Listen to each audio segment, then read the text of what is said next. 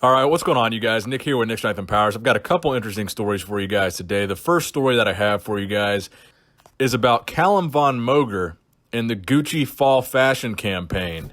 So Calum Von Moger was recently featured in the fall of 2019 Gucci ad in both this brief commercial video and this Instagram post. So in this Instagram post, the caption on Gucci's official Instagram says, "Bodybuilders like those on Venice Beach in California are part of a fantastical composition by Alessandro Michele that echoes art featuring ancient Greek and Etruscan gatherings, creating a contemporary fresco of freedom and self-expression for the Gucci pre-fall 2019 campaign. Discover more through the link in the bio, hashtag Alessandro Michele." So I thought this was kind of a cool story to report on for a number of reasons. The primary reason, though, is that Calum Von Moger is the first bodybuilder that I know of to be featured in a major ad like this from Gucci. But the second reason is the mainstream crossover appeal that Calum Von Moger has, that he would be selected for something like this. Now, I think Calum has done a fantastic job with his social media stardom, his crossovers into acting, and now this little foray over into pop culture and advertising. I think it's a pretty cool thing. And I think it's helping bring some mainstream attention to bodybuilding, because something like Gucci, you typically wouldn't think of a bodybuilder wearing Gucci. And make no mistake, this isn't necessarily a fall line that is targeted at bodybuilders. I think they more so are using Calum Von Moger because it's a Greek-themed advertisement, and the Greeks were so heavily focused on statues of the physique. I feel like Calum Von Moger's role in this advertisement was more to be representative of those, classic sculptures that the Greeks had, and not so much that this is going to be a bodybuilding style Gucci line, or that they're trying to appeal to bodybuilders, but more the artistic value of Calum's physique, I think, is the reason why he was featured in this ad, not so much, again, this is going to be a bodybuilding line. However, if Gucci is thinking about releasing a bodybuilding line, I think they need to sign on Dom Mazzetti and release that Gucci stringer tank top. I can see that happening for sure. Now, next up, I have another pretty interesting story for you guys today. So yesterday, I reported on the fact that Big Ramy announced what his next competition was going to be, that he would be competing in August to try to qualify for the Olympia at the Tampa Pro. So for those of you that didn't catch that video, Big Ramy is not qualified for the Olympia. He took 6th at the 2018 Olympia, which does not qualify him for 2019.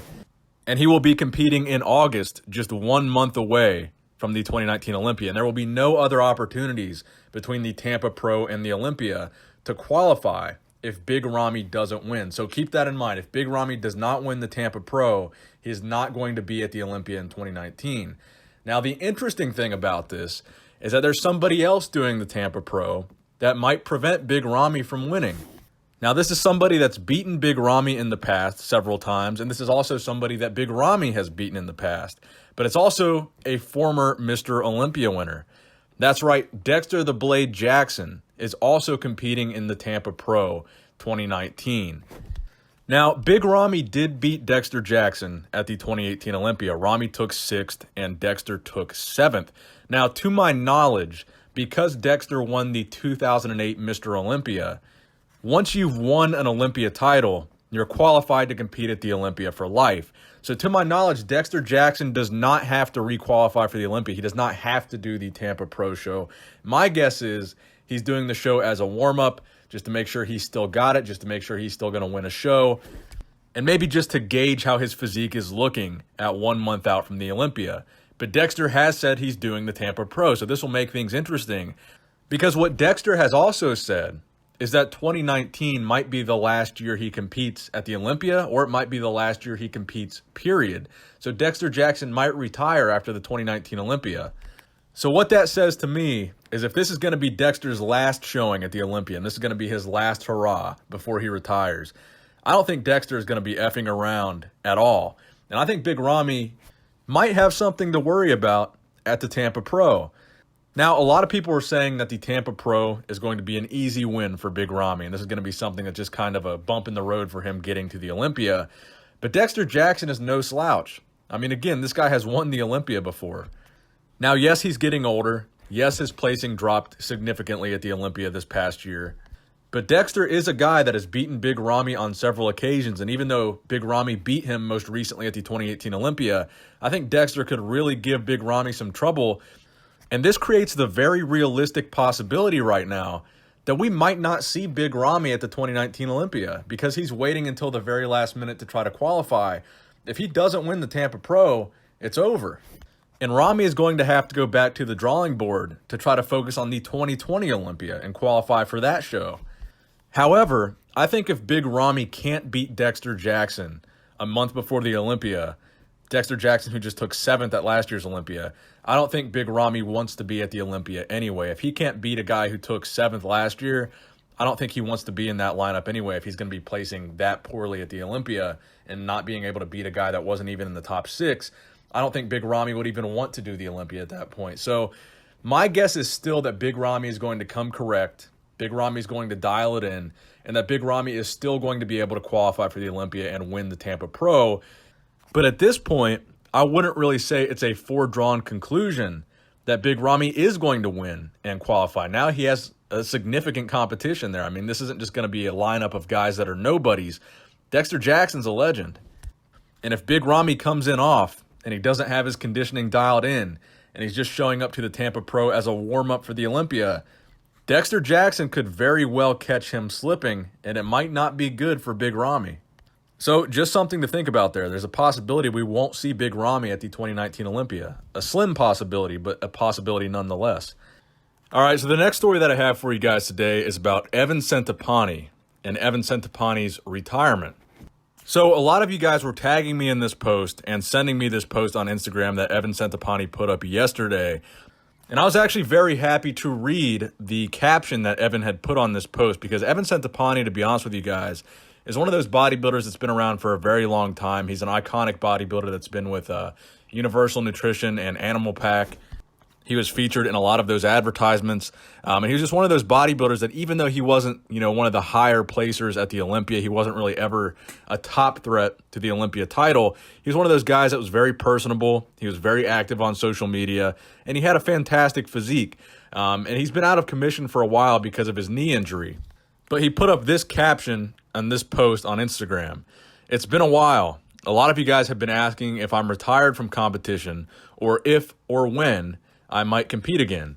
My knee injury set me back quite a bit, but it's finally at a point where it's no longer in my way and things are well on their way to getting back to how they used to be. I usually don't answer questions about coming back, etc., simply because I don't have a definite show picked, etc.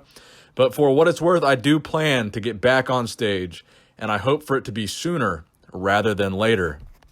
So there you have it. Evan Centopani is not retired, and he will compete again. Now, this is something I've been wondering about for a while myself because it's been so long since we've seen Evan Centopani compete, and because that injury he had was so devastating, I honestly thought he might be done competing, but I'm very happy to see that that's not the case, and I wish him the best of luck in recovering fully from that injury and getting his physique back to 100% and seeing an Evan Centopani like we used to see, maybe on a stage like the Arnold Classic sometime very soon.